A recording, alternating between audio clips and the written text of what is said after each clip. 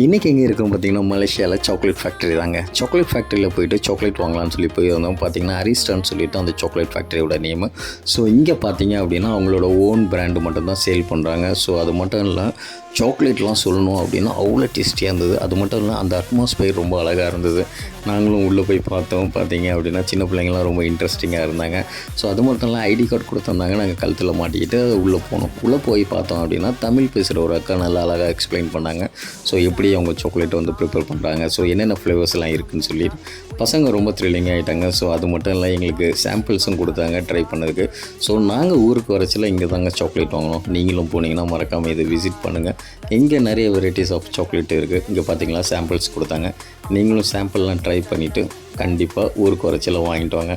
இது மாதிரி நிறைய வீடியோஸ் மலேசியாவை பற்றி இருக்குது. So don't forget to subscribe பண்ண மறந்துடாதீங்க. தேங்க்யூ ஃபார் வாட்சிங். கீப் வாட்சிங். தேங்க்யூ.